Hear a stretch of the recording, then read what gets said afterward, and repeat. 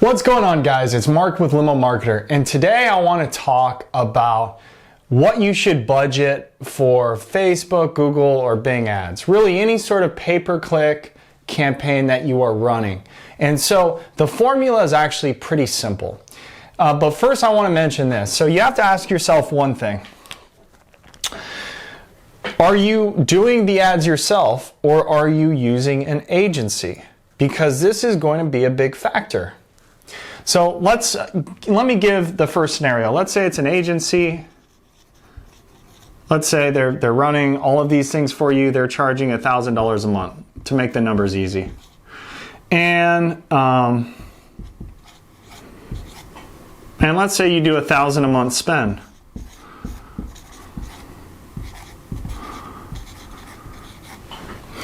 And let's say you're paying $10 a lead, okay? So you're getting 100 leads a month.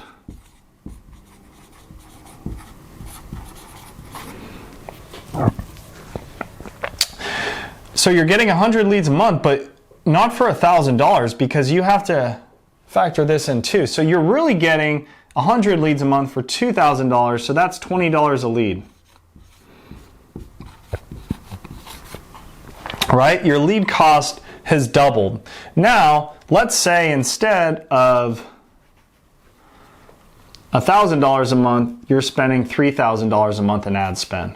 So now you're getting 300 leads a month for $4,000 a month. Now your cost per lead drops to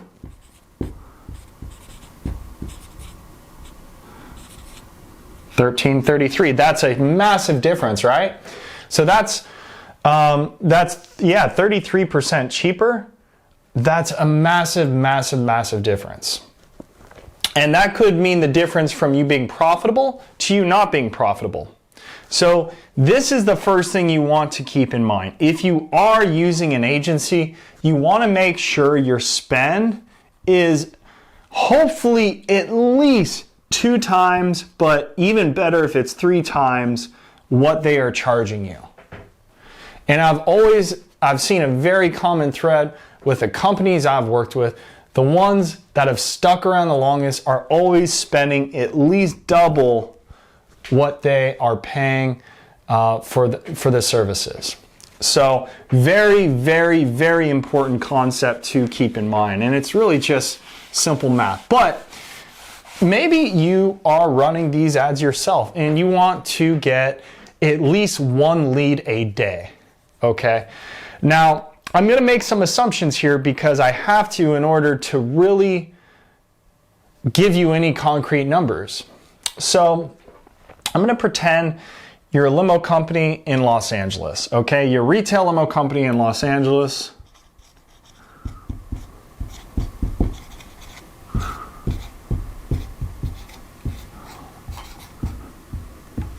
Okay, so I know based on experience, you're probably going to pay, let's say, $3 per click. Now, we're not trying to get clicks. I see this all the time. It's kind of like thinking, I want to get a lot of likes. Well, you can't go to the bank and deposit likes, and you can't go and deposit clicks. Clicks don't matter. You could get 1 million clicks and no sales if they were all irrelevant clicks, right? But we're going to assume whoever is setting this campaign up, whoever this company owner is or their marketing guy, he's good. He knows Google ads, Bing ads, he knows landing pages, he understands all of these different concepts. And so, because he's so good, 1 in 4 of the clicks he gets on his ads is a conversion, which means someone calls. Okay, let's just call it that because that's one of those words that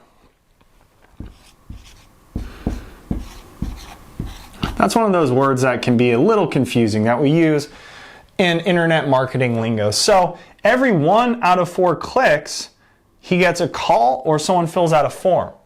Okay, so that means he's getting calls or form leads, which typically I've found calls might be 1 in 7 or 8 clicks. So you might pay twice as much for a call as opposed to a form. But to keep these numbers easy, let's just say these are them. And so now he's spending $12 per lead essentially. And so if he wants 1 lead a day, you just multiply that by 30 and you get 360, right? So if he wants 2 leads a day, it's 720. 3 leads a day would be 1080. Let's say he wants 1 job a day, and let's say this guy is really, really good about following up quickly. He, is priced competitively in his market, and then he even follows up after he does the initial quote with a text message or phone call, and he follows up until they tell him we're not doing it or we went with someone else. So because he's so good at following up and he's decent at sales, which I think it's more important to be good about following up quickly and then following up again, whether they say yes or no, rather than your sales ability. I'm not saying sales ability doesn't matter, but for most people, the most important thing that they could be doing to change their business is being quicker about follow-ups and more consistent with following up after the initial quote. If they just say, I'm just checking prices. So this guy, he closes 1 out of 3 leads, which is pretty good, right? Now granted, if they're calls, you might close 1 out of 2. If they're forms, you might close 1 out of 4. So let's just say he's closing 1 out of 3 and he wants 1 job a day. So how much does he need to spend a day? Right there, right? Because he's spending $12 per lead and he wants 3 leads a day, so that on average he books 1 a day. Now I'm not saying he's gonna book 1 every day, right? One day you might book 2 or 3, and there might be a few days where you don't book anything. I'm talking about averages, and whenever we do pay-per-click, we're always talking about 7-day, 30-day moving averages. We never look at 1 day or even 2 days because the numbers are typically just all over the place. So for this gentleman here with this retail limo company in LA, if he wants to get 30 jobs a month, he's gonna have to spend $1,080 a month to get those jobs. So I hope you guys got some value from this. I hope you enjoyed it. Let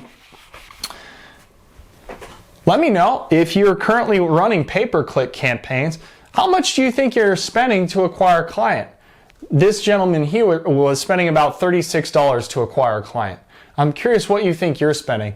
And if you know this number, you are probably 95% ahead of all of your competition, because most people have no idea how much it costs for them to acquire a client. So I hope you guys enjoyed this. Like I said, let me know in the comments below if you know how much do you think it costs you to acquire a client. Give this a like if you think it'd be valuable for your friends. Please give it a share, and I will see you guys on the next video.